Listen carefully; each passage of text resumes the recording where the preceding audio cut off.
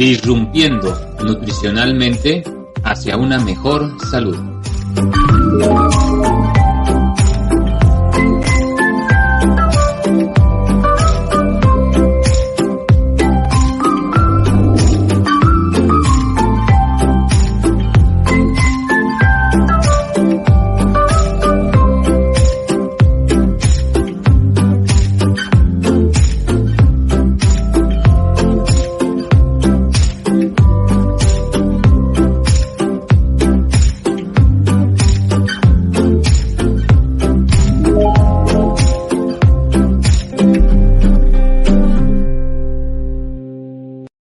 Hola, ¿qué tal? Bienvenidos a esta ya, nuestra décimo episodio de la segunda temporada de la Sociedad Internacional de Nutriólogos, y también a nombre de nuestra querida compañera y colega Itzel Morales, vamos a recibir a la doctora Alicia Whitriu, que sin duda es ella una de las que nos va a explicar, nos va a detallar el método ENFA, que si no saben, bueno, pues ella es ni más ni menos la fundadora precisamente de el método ENFA. Y bueno, pues ella es licenciada en nutrición de la Universidad de Buenos Aires, Argentina, es magíster en educación y cuenta con un doctorado en ciencias de la salud de la Universidad de Buenos Aires, así como es profesora titular de la Universidad de Buenos Aires y ni más ni menos que fundadora del método ENFA. Hola, doctora, ¿cómo se encuentra? Hola, José, buenas noches México. Un gusto estar con ustedes compartiendo este espacio y compartiendo la experiencia de ENFA. ¿Qué es ENFA? ENFA significa Evaluación Nutricional por Fraccionamiento Antropométrico. Es un método que nos permite determinar el diagnóstico nutricional a partir del uso de la antropometría. Es que nosotros, entonces, vamos a tomar 25 medidas de superficie y vamos a poder dividir el organismo en diferentes componentes, en este caso son 5 componentes, que son la masa grasa, la masa esquelética, la masa muscular, la masa visceral y la masa residual, muy importante en la clínica, porque esta masa residual se refiere a la retención hídrica. Pero además de estos 5 componentes, lo que el ENFA determina, como dije antes, es el diagnóstico. Y lo determina a partir de la relación entre la masa muscular y el esqueleto de cada sujeto, llamado entonces reserva proteica, y a partir de la reserva calórica, la relación entre la masa grasa y el esqueleto, es decir, masa grasa versus masa esqueleto, sobre masa esqueleto. Esto significa que cada sujeto necesita una cierta cantidad de masa muscular y una cierta cantidad de masa grasa en función al peso del esqueleto que tiene. Y esto es independiente de la altura, porque una persona puede tener una altura baja y un esqueleto grande, o una altura alta y un esqueleto chico. Entonces, ¿quién determina lo que uno necesita de masa muscular y de masa grasa? Es el esqueleto. Y esto es un concepto fundamental y original, porque este concepto lo creó Basaluso, el otro fundador del método ENFA, que somos dos los que creamos el ENFA. Basaluso, en el año 88, creó estas modificaciones al método original de Greenwater. Entonces, esto es importante porque nosotros como nutricionistas podemos definir y conocer el diagnóstico nutricional a partir de la reserva proteica y a partir de la reserva calórica, y en función a lo que encontremos podemos determinar el plan nutricional a seguir para cada sujeto, para cada paciente. Muy bien, doctora. Entonces, para ir compilando esta información, el método ENFA, que es llamado Evaluación Nutricional para el Fraccionamiento Antropométrico. Exacto. Entonces tiene como base diagnosticar o el método determina, ¿verdad?, 5 componentes, que ya lo mencionó ahorita, a ver si no me equivoco, es masa grasa, masa esquelética, muscular, visceral y residual. A diferencia del método de Kerr, que es el que comúnmente se conoce como método Isaac, que también determina 5 componentes, porque estos métodos, tanto el ENFA como el método de Kerr, o comúnmente llamado Isaac, vienen de la misma rama del origen de la evolución del fraccionamiento, que empezó en el año 1921 con Mantieca, siguió en el año 74 con Greenwater y Rosie Wilson. Entonces, Kerr toma esas fórmulas y hace modificaciones y crea un quinto componente, que es la piel. Y Basaluso toma esas fórmulas y hace modificaciones, pero para Basaluso el quinto componente es la masa residual, que es la única masa obtenida a partir de diferencia de sumar las 4 masas anteriores con el peso pesado. ¿Para qué? El quinto componente es la piel, porque ya toman los datos de la Universidad de Greenwich y entonces aplica la fórmula de la densidad y separa grasa de piel. Entonces son 5 componentes ambos métodos, pero Kerr le da importancia a la piel. Para Kerr masa residual o visceral son sinónimos, por eso uno puede encontrar en el método de Kerr masa grasa, esquelética, muscular, piel y residual. Pero ese residual no es el mismo que el del ENFA, porque ese residual sería vísceras y agua, y el residual del ENFA sería solo la retención hídrica. Excelente. Ahora entonces estaremos hablando del propósito o las aplicaciones del método ENFA, en donde serían como más aplicables. El ENFA fue pensado y creado para uso en la clínica, ¿no? Para poder tener una herramienta de diagnóstico nutricional, para poder aplicar después la terapéutica. Porque como vos sabés, es fundamental que nosotros podamos mantener la masa muscular de nuestros pacientes, porque la que mantiene la vida es la masa muscular. En los últimos años se está muy preocupado con la masa grasa, pero la masa grasa, muy aumentada, ocasiona, digamos, problemas a mediano y largo plazo. Pero la que mantiene la vida es la masa muscular. Entonces, y a corto plazo, en función de diferentes patologías, lo que se pierde es la masa muscular, ¿no? Y esto es interesante. Con el ENFA podemos saber exactamente qué cantidad de masa muscular la persona necesita a expensas del esqueleto que tiene. Vale. Si bien esto fue creado para la clínica, yo lo apliqué, lo usé en deporte por hacer antropometría, y también encontré que es muy interesante la aplicación en deporte, porque uno, como siempre, lo que uno quiere no es solo conocer la composición corporal, sino lo que uno quiere es un diagnóstico nutricional, ¿no? Porque hay muchos deportistas que, si bien supuestamente son sanos, he encontrado varios deportistas con reserva proteica disminuida. Sí. ¿Por qué? Porque por ahí tenía un esqueleto muy grande y esa cantidad de masa muscular no era el adecuado, la acorde a su tamaño de esqueleto. Y también muy interesante lo que encontramos en los deportistas es que en función a diferentes suplementos se aumenta la masa residual y no la masa muscular. Yeah. Sí, es algo, la verdad le confieso que es algo nuevo. Yo no estábamos, o mejor dicho, yo no estaba acostumbrado a determinar mediante este diagnóstico por déficit proteico o por déficit calórico mediante la antropometría. Eso no nos habían, a menos en mi época, no lo habíamos aprendido. Entonces, no, justamente Basaluso, ese concepto de reserva proteica calórica, de cantidad de masa muscular en función al peso del esqueleto y cantidad de grasa en función al peso del esqueleto, ese concepto lo creó Basaluso. Entonces, por eso es que no existe en otros lugares, ¿no? Y si bien uno puede decir, bueno, es lo mismo que el índice músculo-esquelético, o es lo mismo que el índice músculo, ¿no? Grasa esquelética, en realidad, como Kerr modifica la forma de cálculo del esqueleto, hay mucha diferencia entre un método y otro. Por eso es que en líneas generales, los que usamos ENFA no usamos Kerr y los que usan Kerr no usan ENFA. Exacto. Ok, entonces este método consiste en hacer ciertas medidas.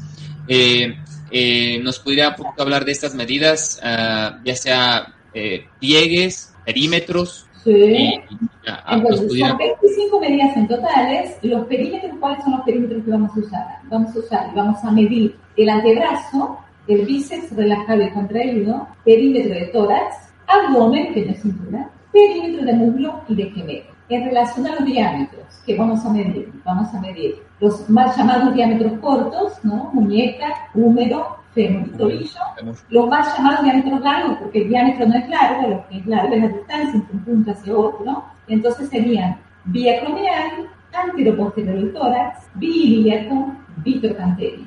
En relación a los pliegues, ¿qué voy a necesitar? Voy a tener que medir bicipital, tricipital, subescapular, suprailíaco, abdominal, muslo y gemelo, y voy a necesitar tomar la altura sentada y el peso. Esas son todas las medidas que necesitamos para hacer el endo. Ok. Y para un paciente, por ejemplo, que esté encamado, ahí también pudiéramos utilizar el método. Exactamente, sí. Doctora. La metodología fue pensada para ser originalmente en el sujeto parado y siempre se toma todo el del hemisferio derecho, a excepción del pliegue abdominal, que está al lado izquierdo, pero sí lo podemos hacer acostado. Lo que va a variar cuando hacemos acostado es que no seguimos un cierto orden como lo hacemos en el parado de primero, digamos, siempre sugiero primero perímetros y pliegues y diámetros a lo último. ¿Por qué? Porque los diámetros tenemos sitios de tomar los lugares como los cortos sentados y algunos de los largos que pueden ser sentados como el biacromial y el antero-posterior, pero parados tiene que ser bilateral. Si uno empieza por los diámetros, entonces el sujeto está parado, se tiene que sentar, se tiene que volver a parar. Entonces, cuando uno lo hace parado, la sugerencia es que los diámetros se haga al último. En el sujeto acostado, uno no tiene este orden, porque uno va a tomar todas las medidas que pueda, que le resulte más fácil, porque hay algunas medidas que van a necesitar ayuda, sobre todo si el paciente cuando está encamado no ayuda, como es en los casos de terapia intensiva intermedio coronario. Y la diferencia cuando uno toma las medidas en el sujeto acostado es que por el simple hecho de la gravedad y de la postura vamos a tomar menor cantidad de pliegues. Es decir, que si yo a vos te tomo el pliegue suprailíaco parado y acostado, vos sos la misma persona, pero vas a tener un pliegue cuando tenido acostado menor. Por eso es entonces que cuando uno hace y aplica este método acostado, las sucesivas mediciones para la comparación tienen que ser de la misma manera, es decir, también acostados, aunque la persona se pueda parar. Y si se puede parar y queremos tomar parado, entonces tengo que descartar esa evaluación de acostado y empezar como primera evaluación la parada. No serían comparables acostado y parado. Va. Una vez teniendo entonces, doctora, esta información, ya tenemos entonces las medidas, ya por los 5 segmentos, ya de ahí, o componentes, perdón, los 5 componentes. Bien, ¿cómo diagnosticaríamos, más o menos un ejemplo de cómo diagnosticaríamos un paciente, ¿no? Bajo proteico, bajo calórico, no sé, alguna referencia que nos pudiera indicar? Sí, ¿cómo se diagnostica? Es decir, que nosotros obtuvimos los 5 componentes, ¿no? Y lo que hacemos es, para obtener el diagnóstico nutricional, la relación, la diferencia entre, no la diferencia, sino la relación. Vamos a hacer masa muscular, lo que obtuvimos de kilos de la masa muscular de esa persona, sobre lo que obtuvimos de kilos de masa esquelética. Y ese valor encontrado tiene que estar dentro de los puntos de corte que para el adulto en la receta adulta es de 2.15 a 2.72. ¿Qué significa esto? Que cuando yo aplico todo el fraccionamiento, el ENFA, y obtengo, vamos a suponer que yo hice un estudio que hice a vos un ENFA, y encontré que vos tenés de reserva proteica 2,30. Significa que la masa muscular que vos tenés, esa cantidad, es adecuada para el peso de tu esqueleto. Y entonces significa que vos tenés un diagnóstico de reserva proteica normal y indirectamente significa que la cantidad de proteínas que estás consumiendo está bien para tu esqueleto. Vale. Y entonces, para la reserva calórica, ¿qué haríamos? Haríamos la relación entre tu masa grasa sobre tu esqueleto. Y en el adulto, entonces, los puntos de corte serían 0,85 a 1,47. Vamos a suponer que yo encontré en vos un valor de 1,3 de reserva calórica. Significa que la cantidad de masa grasa que vos tenés es la adecuada para el peso de tu esqueleto, independientemente de tu peso de balanza. Vos podés pesar mucho en la balanza, sin embargo, tu reserva calórica es normal. Y esto es independiente de la altura. Ah, entiendo. Ya. Por ejemplo, los mexicanos es probable que si uno hace la evaluación solo por BMI, es probable que encontremos muchos sujetos con BMI alto. Sin embargo, no siempre todos tienen la reserva calórica alta. ¿Por qué? Porque en líneas generales los mexicanos suelen tener una altura un poco menor y medida de biacromial y antero-posterior mayor que la media, ¿no? Entonces, lo importante es la cantidad que se tiene en relación al peso del esqueleto. Y el esqueleto en líneas generales es grande, del mexicano general, ¿no? Digamos, por eso es que su peso final también va a ser mayor, independientemente de la altura. Eso significa que quien determina de alguna manera el peso es el esqueleto, porque a menor esqueleto necesito menor cantidad de masa muscular y de grasa, a mayor esqueleto necesito mayor cantidad de masa muscular y más grasa. Y esto a veces no coincide con lo visual, ¿no? Sobre todo en las mujeres que quieren parecer delgadas. Si tienen un esqueleto grande, no van a parecer delgadas. Es correcto. Entonces, ahí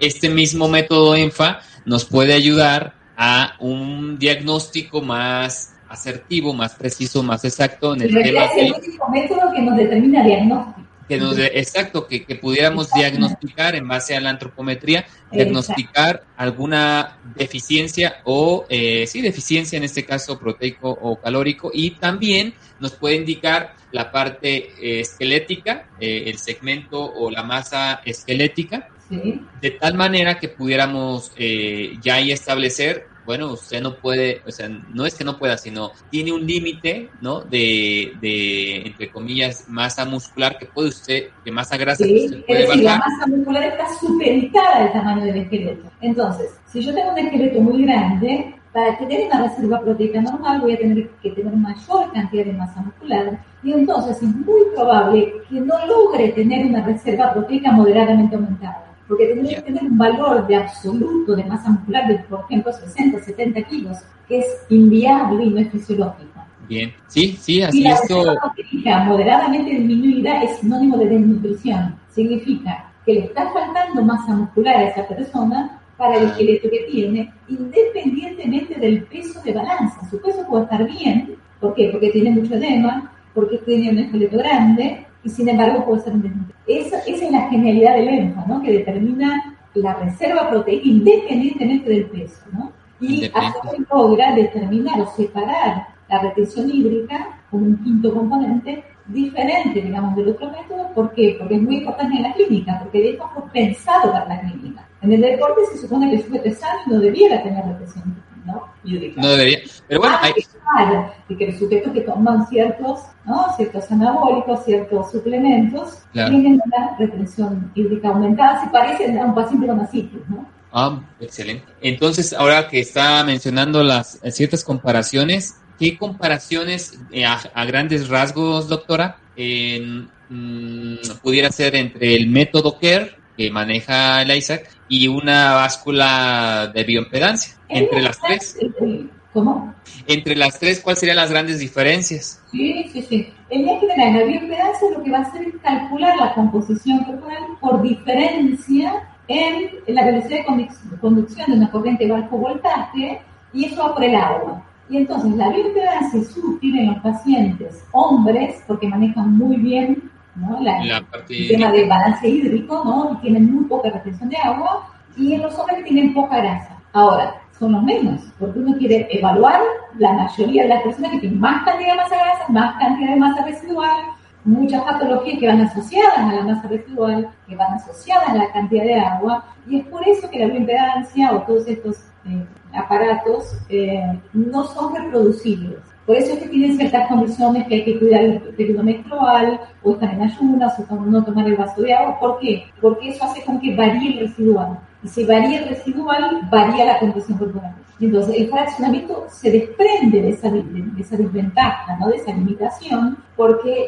el fraccionamiento, tanto el de Kerr como el de ENFA, determina los componentes a través de las medidas que nosotros tomamos. Entonces, por eso es muy importante saber medir, ¿no? El eje en la antropometría es saber medir y seguir midiendo, ¿no? Para tener un cálculo de error de medición dentro de los parámetros aceptables y para estar estandarizado en la técnica, ¿no? Que es importante. Y entonces, en relación a ENFA y a Kerr, la diferencia es que Kerr fue pensado para ser aplicado en deportes, y se usa mucho en deportes.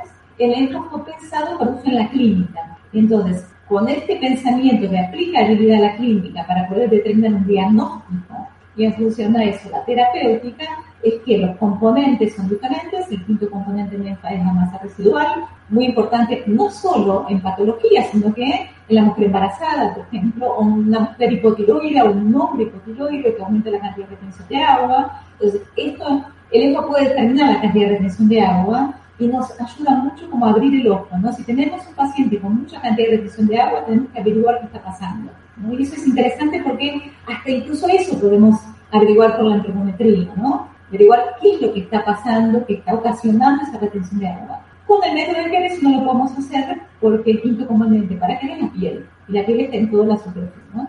Y entonces, además de eso, que no tiene el diagnóstico nutricional, dado por la reserva proteica y calórica, y además el ENFA tiene, a partir de un trabajo hecho con población de 400 personas, se creó un factor de corrección para el cálculo de la masa grasa, porque se vio que cuando los sujetos eran diferentes al peso talla del Phantom, había un error en el cálculo del peso, es decir, se estaba calculando de manera equivocada, para más cuando la persona era muy alta y muy grande, y para menos cuando era muy chiquitín, como le dicen ustedes, chaparrito, ¿no? Sí, chaparrito. Exacto. Para menos en la masa grasa, se vio con una R por encima de 0,80 que la masa grasa estaba ocasionando ese error, y entonces el ENFA tiene ese factor R incorporado solo en el cálculo de la masa grasa y que solo actúa si el sujeto es diferente al peso talla del Phantom, que no tiene ese factor. Por eso es que una misma persona evaluada por ENFA va a dar una cantidad de masa grasa, porque va a dar otra que es mayor o menor dependiendo si es su relación con peso talla del Phantom es mayor o menor. La masa esquelética también va a dar diferente porque Kerr modificó la forma de cálculo del esqueleto de la línea original del Water, es decir, subestima el esqueleto, y entonces por más que se quiera hacer el índice músculo-esquelético en Kerr va a dar valores muy diferentes porque la forma de determinar el esqueleto es diferente, entonces los valores de esqueleto son diferentes. Por eso también es muy importante cuando vamos a tomar todas las medidas, tener mucha precaución cuando tomamos la altura, porque en todas las fórmulas de puntaje Z para la determinación de 4 componentes está incorporada la altura. En la masa visceral está incorporada la talla sentada, en todas las demás está la relación entre la altura del Phantom y la altura del sujeto.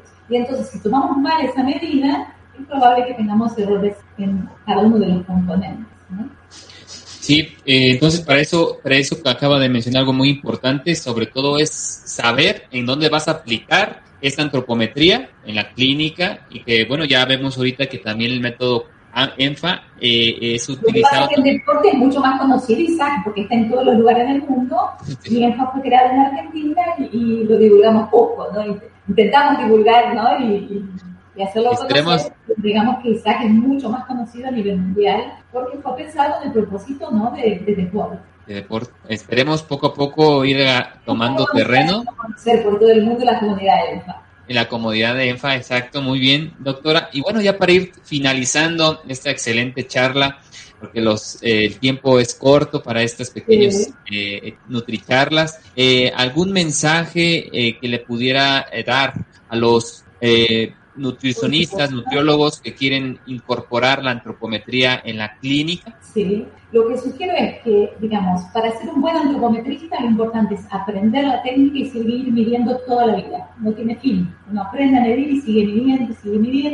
Y me parece que el ENFA es una herramienta fundamental en nuestra práctica profesional porque nos ayuda a determinar el diagnóstico nutricional, ya sea a nivel individual o poblacional. Entonces podemos mantener la salud de las personas, recuperarlas cuando tienen la proteica o la cardíaca baja, y esto permite que también hagamos una mejor elección de los recursos desde el punto de vista alimenticio, qué mejor y qué cantidad y qué alimentos sugerir o suplementos o enteral o parenteral para cada paciente en función a su reserva proteica y calórica y ver cómo eso se va modificando. Y entonces, y cada vez que podamos llegar mejor en la prevención, vamos a tener menos costos a nivel salud, tanto sea a nivel hospitalario como a nivel salud de cada uno de los sujetos, ¿no? Entonces, la valoración nutricional es fundamental para los que hacemos nutrición, porque me parece que nos permite conocer el estado nutricional de cada sujeto y en función de eso determinar la terapéutica nutricional. Los que quieran, digamos, conocer más del ENFA o quieren hacer cursos y demás, nos pueden seguir en el Instagram, que es ENFOKEI, en la página www.enfa.com.ar, el email es enfa@enfa.com.ar y la página de Facebook es ENFA Argentina. Excelente. Ahorita poder hacer mucho trabajo juntos y empezar en esta comodidad. Excelente. Para ir finalizando ya con esta información, de hecho nos están preguntando precisamente varias cositas. Y una vez, igual si tiene la oportunidad, la podemos responder. Pero mientras, bueno, esta es la página, ¿verdad, doctora Alicia? Es enfa.com.ar. De Argentina, exacto. De Argentina. Ahí entonces, pues pueden ustedes verificar la información, checar el método, etcétera, etcétera. Por acá nos pregunta Lola, qué interesante, bueno, nos dice primero, qué interesante, muchos temas nuevos, dice, me comentaron el método ENFA es más específico, a ver, para que lo leamos aquí. El método, me comentaron que este método ENFA es más específico y detallado que el ISAC. ¿Esto es así? ¿Cuáles son las mayores diferencias? Sí. ¿Por qué es mejor? Porque justamente nos puede determinar a nosotros nutricionistas que nos interesa más el diagnóstico nutricional que solo conocer la composición corporal. Por ahí una persona que trabaja en deporte solo quiere conocer el perfil y no tener un diagnóstico nutricional, ¿no? El ENFA nos permite el diagnóstico nutricional, que es por lo que nosotros nutricionistas o los que trabajamos en salud trabajamos, ¿no? Para mantener el estado de salud. Creo que, digamos, en relación a las diferencias, ya lo comentamos un poquito, esto de los 5 componentes, ¿no? Que son diferentes, creo que eso por ahí ya quedó claro, pero lo que cambia mucho es el diagnóstico nutricional, que para mí ese es el eje fundamental, y además la masa residual, ¿no? Que nos permite también de alguna manera dar sugerencias al médico si tiene una residual muy alta, averiguar por qué, porque puede ser por un hipotiroidismo subclínico, por ejemplo, no medicado, entonces uno deriva al médico, el médico entonces chequea si ese es el diagnóstico o no para implementar la medicación o no, o desde el punto de vista, ¿no? de diferentes patologías, saber que si tiene esa cantidad residual, ese peso no se modifica. Y eso también es importante, ¿no? Porque mucha gente quiere llegar a un peso X. Cuando uno hace ENFA, no le interesa el peso. Siempre y cuando la reserva proteica y la calórica sea normal, no nos interesa el peso. Correcto. Entonces también quiere decir, doctora Alicia, que este método, aparte de que, bueno, es más detallado, tiene más